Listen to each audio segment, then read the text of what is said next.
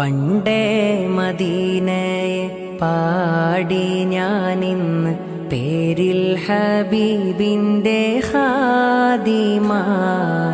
അന്നേ തൊട്ടിന്നോളം നൂറിൻ പൂമുഖം കണ്ടില്ലേ ഞാനെന്ത് മാദിഹ.